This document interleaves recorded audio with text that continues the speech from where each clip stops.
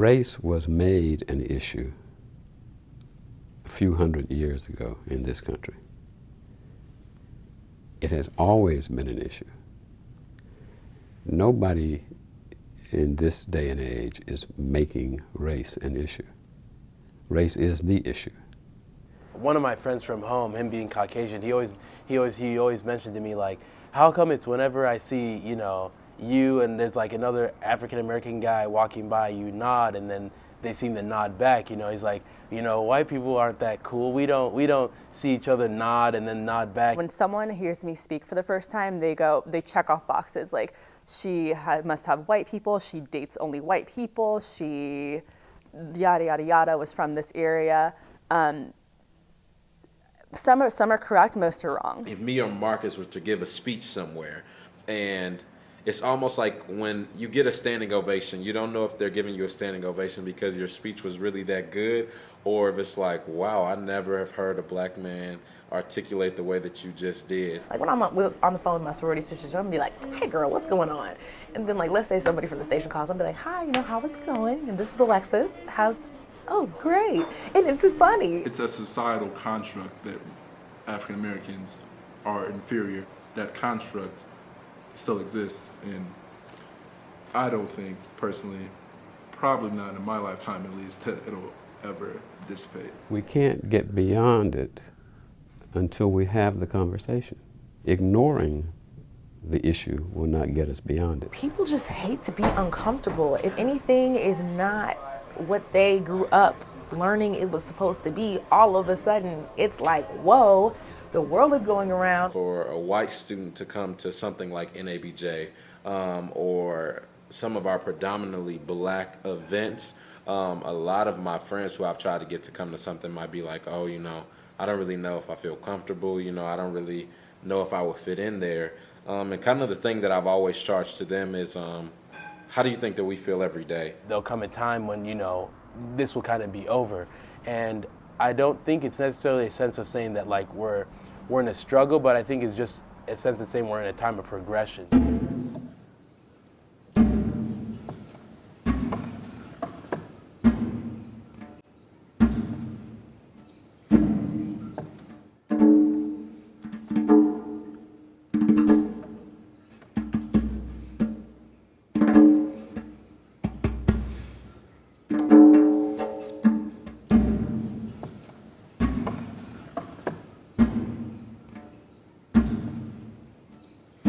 People everywhere singing their slave songs, repeatedly humming about change, waiting for God's unchanging hand, telling it on the mountain with a belly full of soul, hands etched with broken freedom and heads held heavy. For my playmates in the clay and dust and sand of Alabama, jumping through the roof, dressed in purples and golds, wearing red and white too, them the studious black folks, the roughnecks, the radicals, kappas, deltas, and Qs. For the cramped, bewildered years we went to school to learn, found hung brown bodies, thrown white cotton balls, white folk only parties, insolent men who catcall, white folks crying out Negro, colored folks, and niggas too. Why campus can't be black and militant before the Klan come through. For the black boys and girls who grew up in spite and willfully speak their truth, they say black power be the answer for the Negro, black power unification of black too. For my people, thronging 47th Street in Chicago, East Saint and the Lou, came down here to Columbia, packed with things white folk fear too, black intellects, radicals, and them thugs, them white folks damn near flew. For my people, walking blindly, spreading joy, losing time from hanging on in all white classrooms. This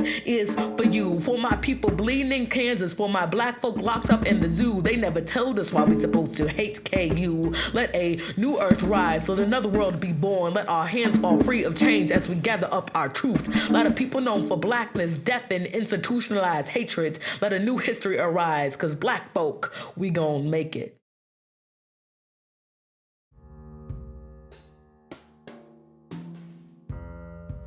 Davida meets Trayvon Martin on the street, and it is raining. He does not have an umbrella and does not speak. She thinks, what is a black boy doing out all alone, especially in this neighborhood where it is not safe for black boys to be out alone or even in groups with or without an umbrella? What is he wearing? Even with that hood, he is likely to get cold or run into someone who will leave him on the street wet. There are no final victories. So it's something for us to remember. As we go through it, we are going to have people who are going to pick at us. People who still want to be, accepted. I appreciate your lecture. I'm glad that we have you. Give me your name. Ronisha do. Yes, okay. yes. This is Anthony Martinez. What it's like being black in Mizzou and how that's completely different than the majority. All right, so I'll give you an example. I think I like this example because, again, it ties into kind of sports. So I teach my Intro to Black Studies class, and the major project for the class was to study the black experience on campus. I said, well, let's go to the Starbucks in Memorial Union. Let's just do kind of an experiment. Well, we stay in there for about 10 or 15 minutes and I observe, and then we walk right outside the Memorial Student Union and we talk. And so one of the students, who's a football player, he was pissed off at me. And I said, what's the problem? He said, well, you got us in there like we're kids from the YMCA, like out here visiting campus. And I said, well, what do you mean? He said, well, you got us, we're walking all in there in groups. And I said, well, I never told y'all to walk in groups. He said, yeah, but we're all in there in groups, and we just feel out of place. It's like we're the kids from the city in here just visiting. And I said, okay, so why did you feel that way? Yeah. And he's like, well, when we get in there, some students started to move away. They pulled their chairs away. Some students got up and left. And so I go, okay, so it's not really what I did to you, it's what they did to you. Yeah, but the problem is that you put us in that situation. I said, oh, that's a problem. I said, it's interesting because you're wearing Mizzou football gear.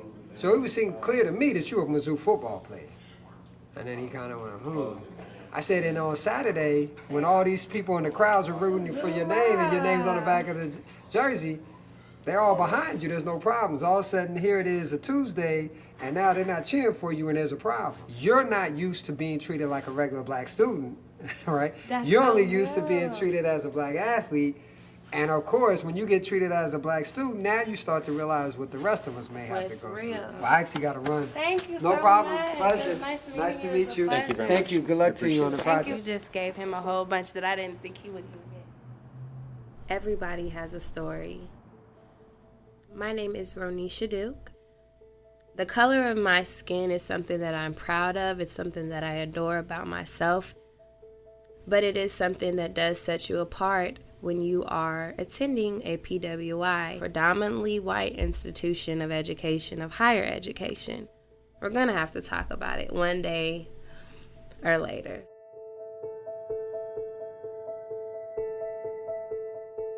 I noticed one thing though, the other side of the Student Center over there, you'll rarely ever find any minorities. If you came to the Student Center between like the hours of 10 and 1 or 10 and 2, you would probably really see that polar divide. As you see, it's kind of spread out, it's kind of sporadic, and we got people checking us out up here, seeing what we're doing. But if you came here, like I said, between the hours of 10 a.m. and 2, you would see like a mecca of black people, like just congregating in little pockets.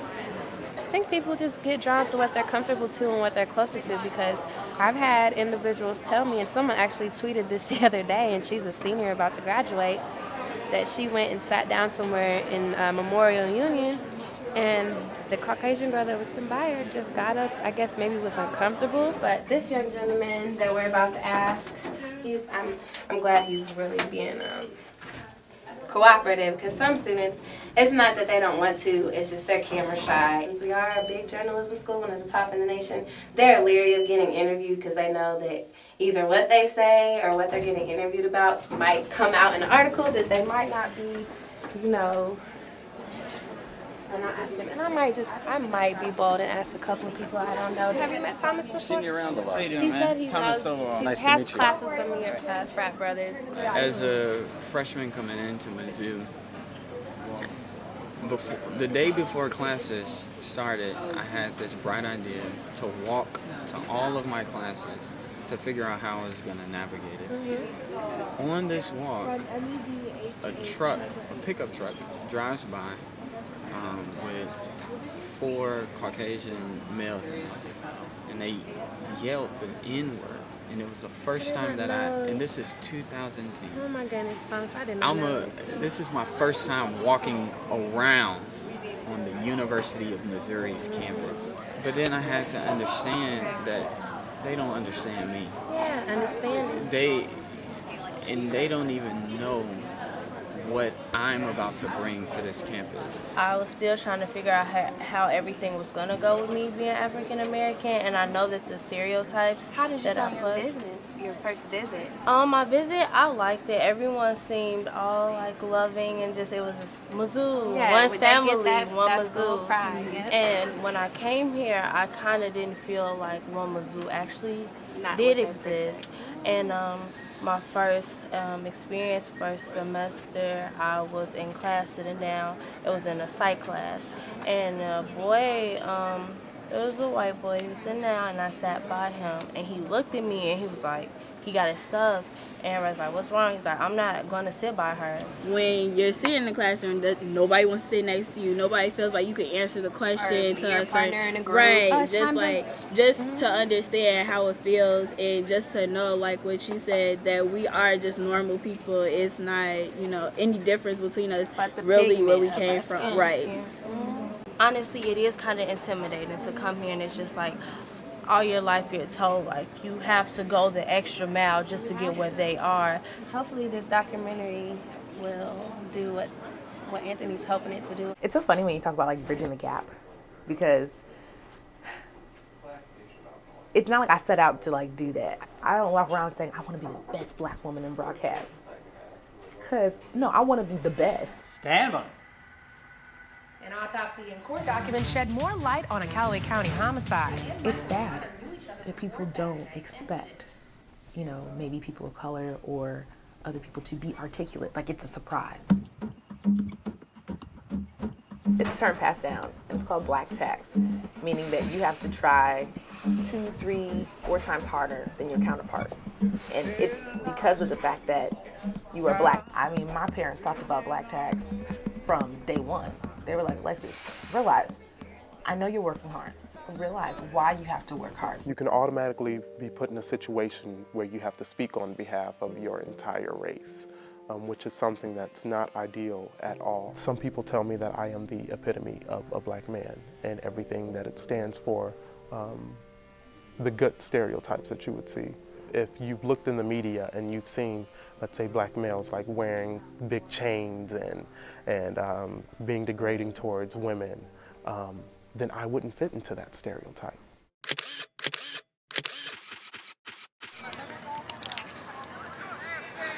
It happened on 2 occasions. I was kind of wondering like why they wouldn't ask me for my number if I was playing really well. Was it, I know I'm obviously not too good for them, so is it because I'm African American? But then I stop and think like, oh, a lot of these guys are in, Greek fraternities, so maybe it's because I'm not Greek. Actually, you know what? You have to start, take a step back and start thinking like, initially I'm thinking, oh, it's because I'm African American. This is the most black faces I've ever seen in one place in my entire life, besides my church when I was like 5. My comfort was with the white kids, and for other people that is just like absolutely ridiculous. That's completely insane. I wanted to go Greek. I decided to pursue an avenue that was different from my family's. I definitely got questions from it, but I mean, even with the few people that questioned my decisions, so many more were supportive of my choices. But there have definitely been criticism, and they have been vocal about their thoughts about my decisions to join the organization that I did, or just even little things that I do. Just how I speak has been picked at by different people in the community, and how I act. And one girl went as far as saying that I must want to be white because of the choices that I've made, which is absolutely ridiculous. I don't see much of it from my eyes. But, I'm the deputy chancellor. I have a certain status around here. As I look at students today, I don't think that what they're experiencing is like what I experienced as a student. So from my eyes, as I said at the beginning, I see great progress. I see people actually having the time to think about doing something other than a black thing. Every once in a while, there's a few people making that push or that knock at the door, but there's so few of us that it doesn't break down. The 93% is, is accepting and maybe does want to get to know us and stuff like that, but it's the fact that they don't know us that scares them.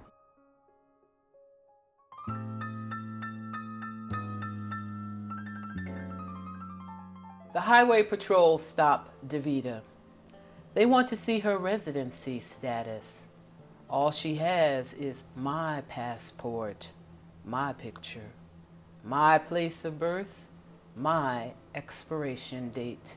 She tries to explain she is I, tells them she is your try to do right, walk right, talk right, she, walk the straight line, obey, she, never get stopped by the police, she.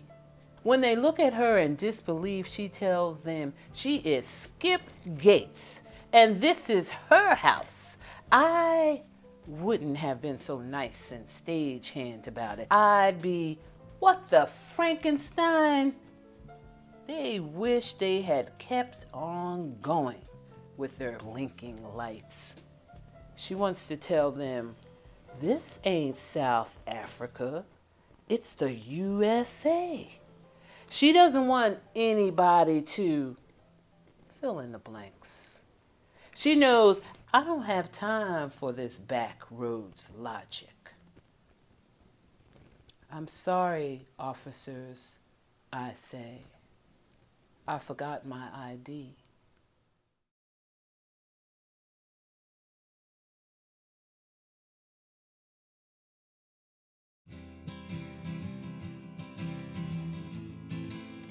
How would you go about talking about race or approaching the taboo, that whole realm of talking about race in America? We can talk and have forums and we can create documentaries and we can interview people. I know I personally can't see the future and I can't prophesy anything, but if I could prophesy something, it would be something positive. Although a lot of people might not think, we are connected in subtle ways and in very, very, very, I guess you would say, obvious ways. We touched on this earlier, but I think the final resolute question, can the problem be solved? I hope so. That's all I can tell you. I hope so.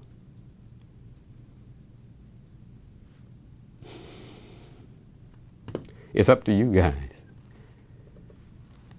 It's up to you guys to solve this problem. You're the future.